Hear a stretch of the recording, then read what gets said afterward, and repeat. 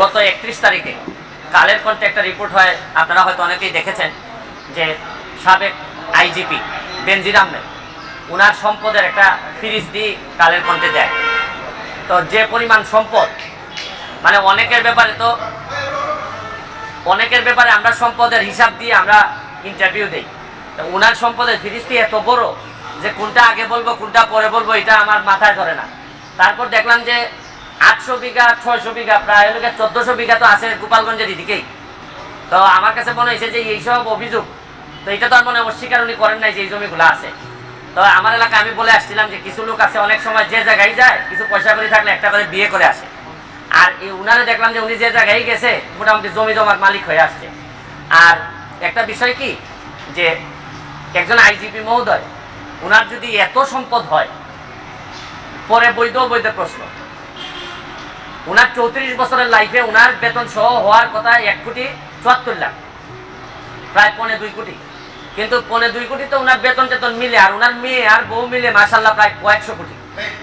তো এত টাকা যদি উনার থাকে কেউ কোনো কথা বলে না, মানে একটা ইনকোয়ারি যে করবো, আমি কিন্তু বলছি না যে উনি এখনই দুর্নীতিবাজ। আরে ভাই, এত সম্পদের হিসাব আসলে একটা ইনকোয়ারির কথা বলবে না কেউ? আপনি দেখবেন যে 31 তারিখে রিপোর্টটা হওয়ার পর আমি কাউরে কথা বলতে শুনি না, সবাই মনে হয় যে একটা ভয় পায়, ভয় মারা যাবে, নাইলে তারে মামলা দিবে, তারে এই করবে সেই করবে। মানে কি, এটা বঙ্গবন্ধুর বাংলাদেশ, স্বাধীন বাংলাদেশ। এখানে তো বঙ্গবন্ধু কন্যা স্পষ্ট বলছেন যে দুর্নীতি প্রশ্রয় দেওয়া হবে না।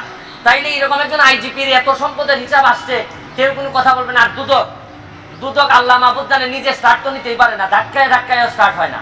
দুদক কি এটা, আমি তো অনেকদিন ওয়েট করছি, এটা আমি তখন আমেরিকাতে যখন আমি রিপোর্টটা দেখছি, তো দুদক এটা বলবে না, ইনকোয়ারি করবে না? আরে ভাই, একটা কাজ তো করো, এতগুলা বেতন নিতেছো, খালি এই যে কাজী আর ওই যে সাব রেজিস্ট্রারের মামলা করার জন্য দুদক আসে নাই তো। আর বড় জিনিস দেখলেই দুদক চুপসে যায়।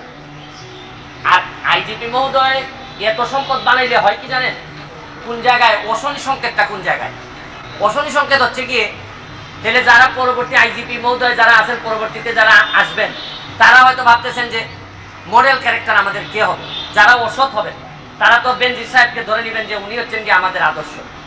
তাই উনি যদি আদর্শ পরেরা ধরে নেয়, তাহলে এরাও 800 900 1000 করে বিঘা কিনা লাগবে। তারপর আসতেছেন নিচের যারা আসতেছে, যারা অসৎ, এর মধ্যে অনেক সৎ অফিসার আছেন, তারা কিন্তু অনেক বেশি ফ্রাস্ট্রেটেড হবে যে আমরা সততা করে কিছুই তো করতে পারলাম না, মেয়েরে পড়াইতে পারি না। আর বেনজির সাহেবের শুনলাম যে মেয়ের অভিযোগ হচ্ছে যে মেয়ের একটু নর্থ সাউথ থেকে একটু রেস্ট নেওয়ার জন্য একটা ফ্ল্যাট আছে। আর আমি জীবনে এতদিন হাইকোর্টে থেকে একটা ফ্ল্যাট কিনা তো দূরের কথা, ভাড়া বাসায় থাকতে হয়। তবে একটু এখন আবার সংসদ সদস্য হওয়ার কারণে একটা ছোট ফ্ল্যাট আমার দিছে ওই নেমিখানের মধ্যে, তাও আবার 2টা রুম দেয়। ওই নতুন এমপি হইলে আবার রুমও কম দেয়, আর পুরাতন এমপিদেরকে বেশি দেয়। তো এখন এগুলা যদি চলতে থাকে, আর আরেকটা জিনিস দেখেন, মরার উপর খরার গা, এমপি হওয়ার কারণে আমার 2টা উপজেলা চালাইতে হয়, 2টা থানার যিনি ওসিরা আছেন তাদেরকে আমি কোন বিবেকে বলি যে ভাই তোমরা 2 নম্বরই করো না? এরা যদি বলে আপনি আমার চাকরি দিচ্ছেন, যারা আমার অফিসার তারা দেখছেন কি মাল বানাইতেছে, আর আপনি আমার এইসব করলে চলবে? তা আমি এদের কি কন্ট্রোল করবো কিভাবে? আবার এসপি সাহেব যদি বলে যে একটা ফোন কাইটা দেয়, আমি কি করবো? কারণ যে সম্পদের হিসাব দিচ্ছে তাতে এক ব্যারিস্টার সুমন এমপি না মানলে কি হয়?